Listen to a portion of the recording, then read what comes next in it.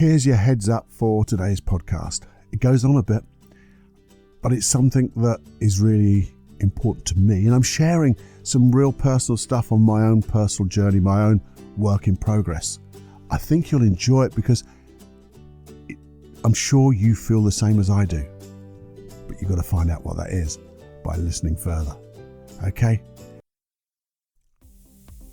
Hey, my name's Paul Clough, and I'm part of this thing I've called Unplugged Personal Development.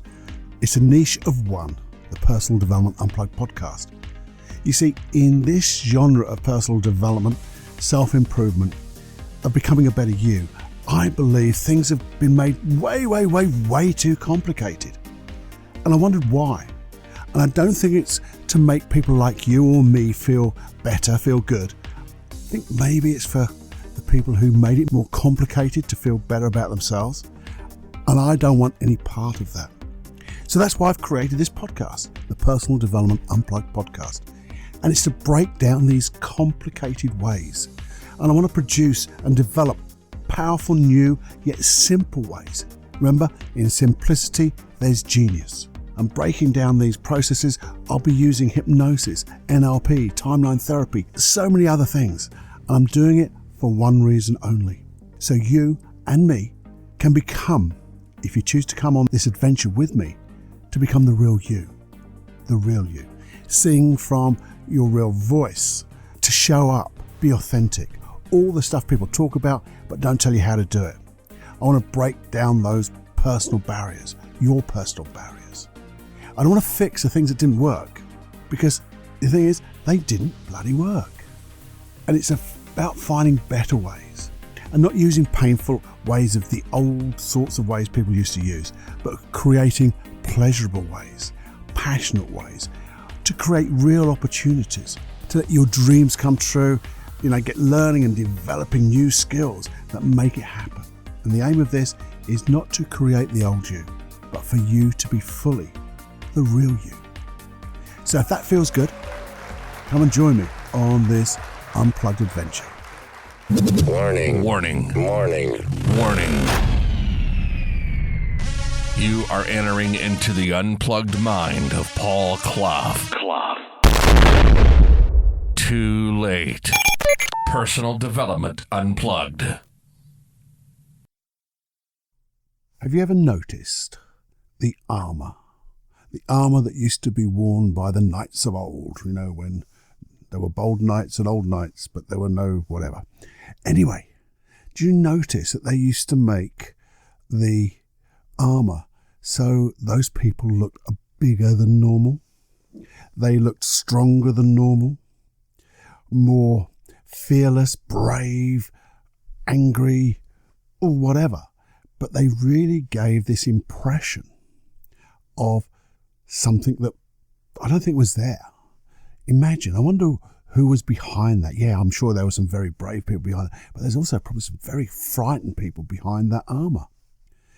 And that got me thinking when I was also listening to a couple of people who were saying what their armour was. As you know, I listen to a guy called Tim Ferriss, the Tim Ferriss podcast, or the Tim Ferriss show he calls it. And in his younger years, he used to hide behind his wrestling. He could get so involved with wrestling, it meant he didn't have to do anything. He didn't have to do anything else. He could just hide himself away in that particular physical exercise, and that you could just get away away from everybody. And then there was another guy who I heard, and this was way before this one.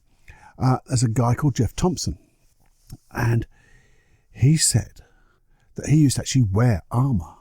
I thought, well, that's quite strange. I know he was into martial arts and things like that, but he said, no, what I did was, I've got all these tattoos on my arms, and I look aggressive. My physiology is aggression. So I've got this wonderful armour on me that doesn't let anybody see who I really am. And that if you see people, if you see people in the road with things like all those tattoos and things like that, it can be off-putting. It is an armour. It certainly was for him. And then I started to look at myself. I thought, because this is what this is all about. Being open and honest. And I want to share something with you. See, I didn't realise that I was actually working on this stuff myself. In fact, I was working on it this very morning in my journal. Because I started to think of myself. What's my armour? And this is to say, just you and me, no one else. You see, I know I have an armour of quietness. I tend to show a lack of interest. I tend to just go really introvert, go out of the way. I hide. You see, in the early days, when I thought about this, where did this all come from? And it started in a completely opposite way. It was as if before I used to use sarcasm, which is a horrible form of wit. It got to the point where it's hurtful. But it wasn't hurtful to me, it was hurtful to other people. It was as if anything they said, I would come back with this quick reply and knock them straight back. And then that changed, because I did realise that I didn't like being hurtful, and it wasn't nice. So I then got into this way of just being out of the way, not seen, invisible to a lot of people, I guess. And it seemed to work. But it works in a funny way, because it was like a safety factor for me, and it is still, I guess, because I'm still working on it. In fact, I'm working on it, as I said, this morning. But it means that I didn't have to show my real self, and I still don't.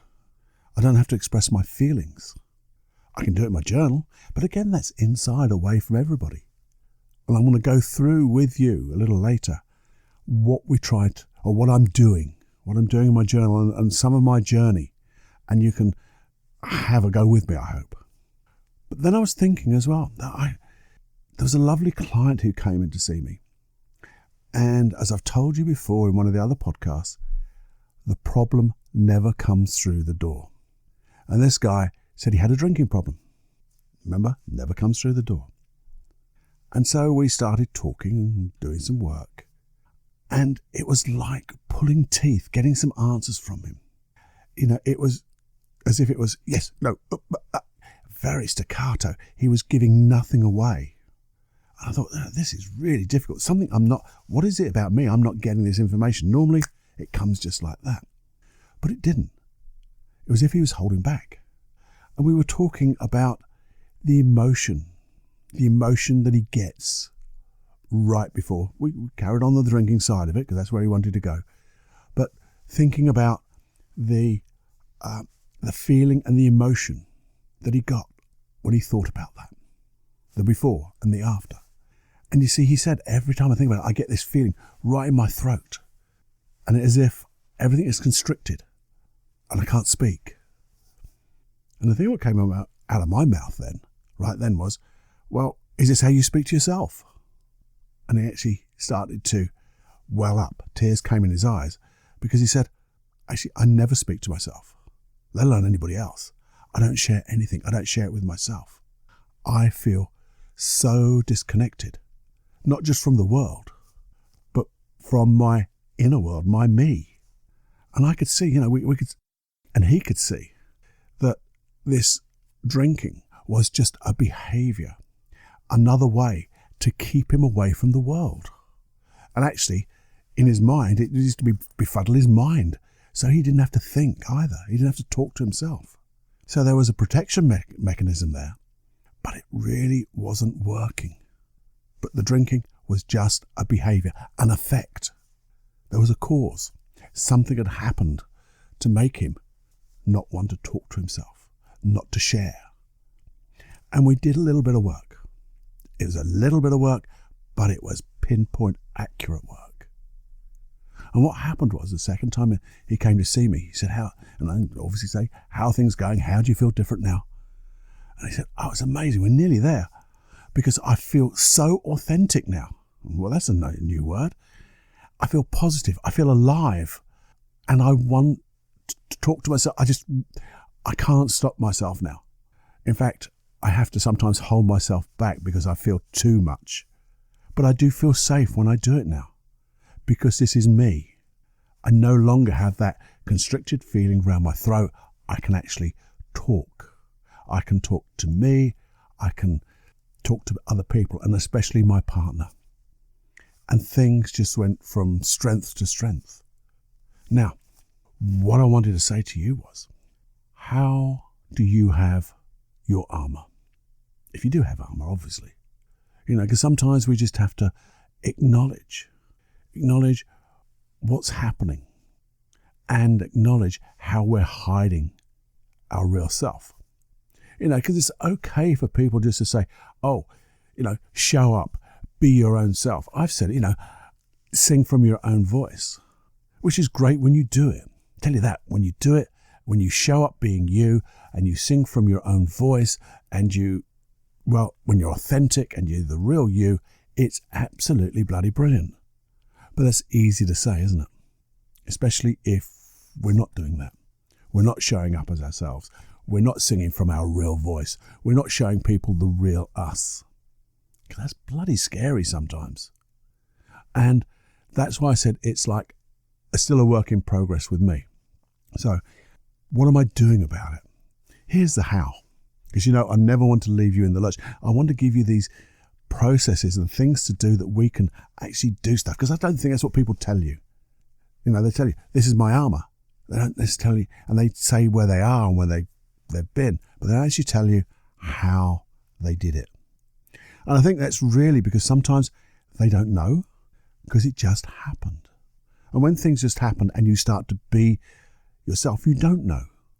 It's like when you have a cut, I guess, or like a paper cut. You don't notice when you cut your finger, and then you catch it and go, wow, I've cut myself. And then you notice that cut until it heals. When it's healed, it's not there anymore, so you can't notice it anymore, and you just start living your life without the paper cut. So what am I doing? I think if I go through what I'm doing, then maybe you could follow that with me. And if you follow it with me and maybe find even better ways, I'd love you to share them with me so we can share it with other people. It's this generative field of learning where you share ideas, you share learnings, and you still get to keep them. But you're sharing with other people and they'll share them back with you. So it's just like investing without investing. So here's the thing. The first thing you have to do, you have to be so honest. So honest. You see, I really want you to get your dreams. You know that. And we all have dreams. But I guess sometimes we hold back on our dreams because when we get them, it's outside that comfort zone, maybe that dream. And remember, comfort zones are really just familiar zones. And we put this imaginary border, this line, and when we go through them, it's wonderful. And we can also think of, why haven't we got them? And I think this is why we're holding maybe our armour. Our armour is actually stopping us getting what we want, but for a wonderful intention, but it's just not working anymore. So it's okay if you haven't got what you want yet, because the word is yet, and we're going to find ways to get it. So, you might think it's scary, but when you've learnt before in the past, you didn't know what was going to happen, and then brilliant things have happened, I know. When you've learnt something new, and this is just new, but we're learning something about ourselves. So you're the expert on this. You are the person who really knows.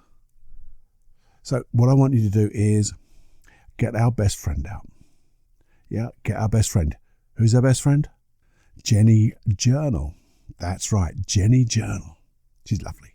Open to a fresh page.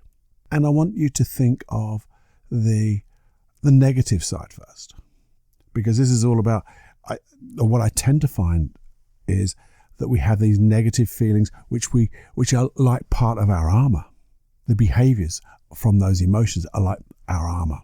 So you may not know what your armour is, but if you don't, or if you want it confirmed, maybe you could try this. Being totally honest with yourself. How do you feel? How do you feel right now? Or when you think of your dreams, or what you want, and you're not getting what you want, how do you feel right now? And the thing about this is, we're talking about emotions. And I want to make sure as you list these things down that they are emotions. Because I fell into this trap too. You see, I wrote down isolated. I feel isolated. And I really thought isolated is a feeling. But it's not. It's something that others make you feel in a way.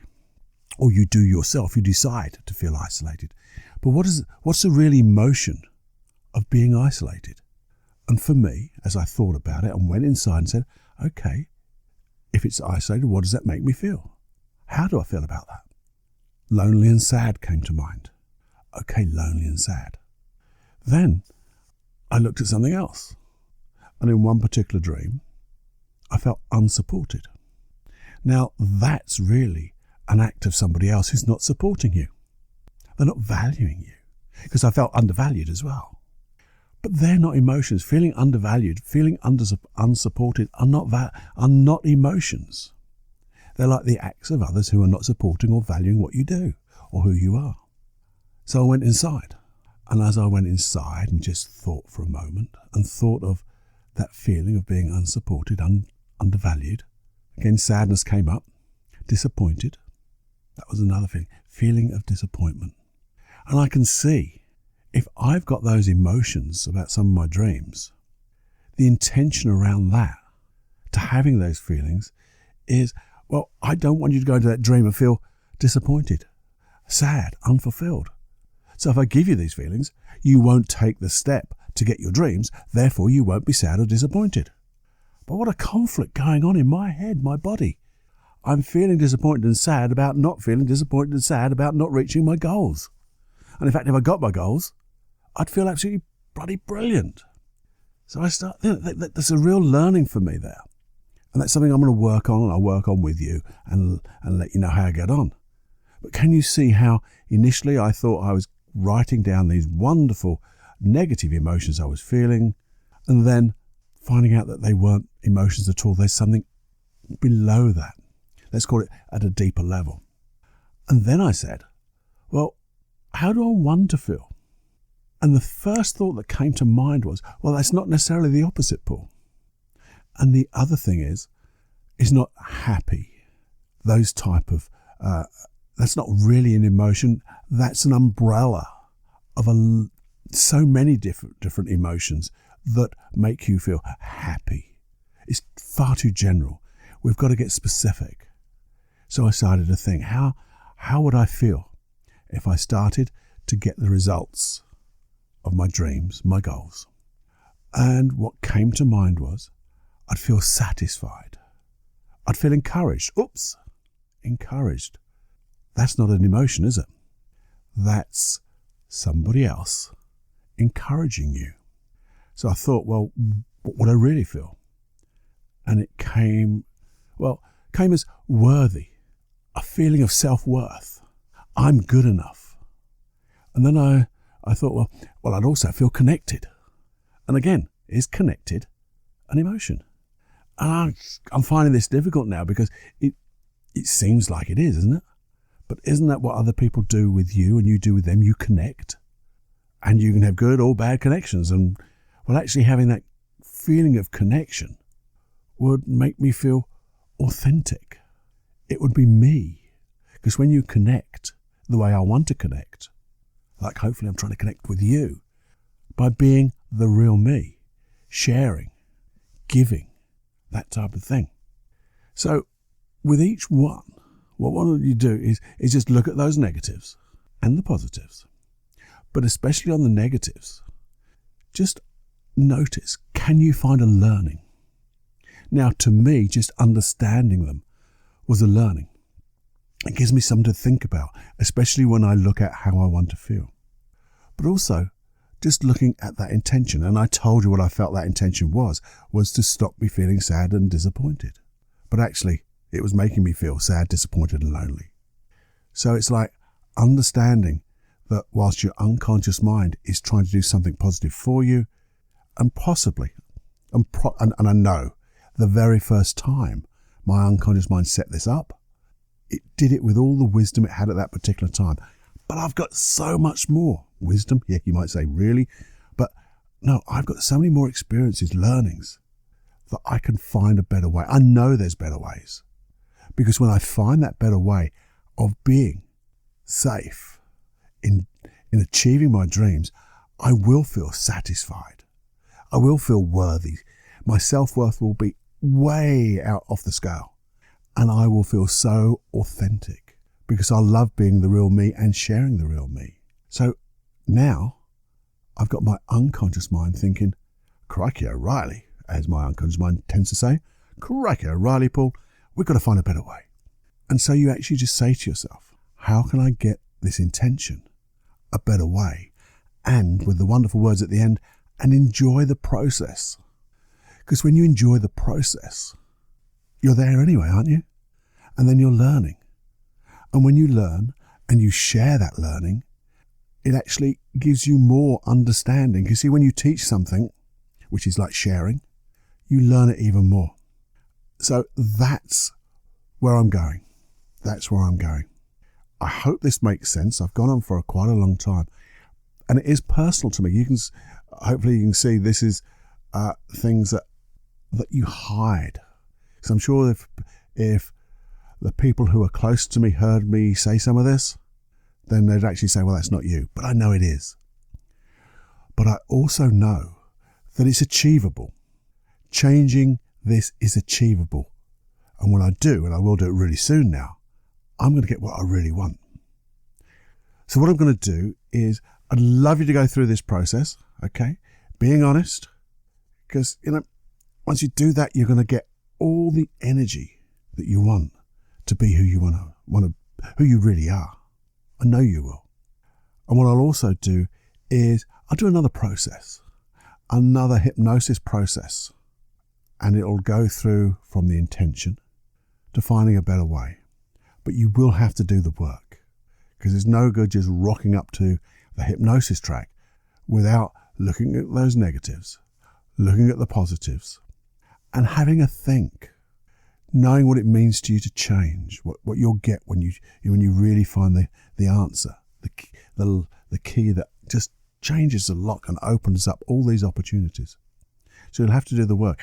And by the way, on paulcloughonline.com/podcast, because that's where that process will be, there's over 20 hypnosis tracks there now for you. Over 20. They're all there. They're totally free. Just go there, put your email in. Yeah, I know it's an email. Yeah. Don't do anything with it other than give you a heads up on all the new hypnosis things that are coming your way. That's all I do. It's brilliant. I really think you'll enjoy that. But I will do that process for you. But let's just, the first thing is just acknowledging who we really are and how we're trying to hide it. Because when we understand how we're trying to hide it, the thing is, we're hiding it. And it's not a secret. We want to give ourselves to and show ourselves. Sing from our own voice. Show up who we really are. Don't try to be authentic. Be you. That's authenticity. None of the rubbish that people are talking about and keep bigging this all up. No, we're just going to be authentic. Be who we really are. And we're going to grow and glow and all the wonderful synonyms, I think that's what they're called, and just enjoy. And we're going to create a wonderful world. And we're going to create, first of all, the wonderful you, which is going to create your wonderful world, and then share it with the rest of the world. So the ripples of change go further and farther than you could ever imagine. There you go. Have to be a little bit brave, because it is a little scary. I mean, when I did it, yeah, I was a little scared, and I know this stuff. But it's not that scary when you start to do it with the intention of changing for the better. And enjoying the process, remember. There you go. Don't tell anyone else the stuff I've shared with you, Sean with you.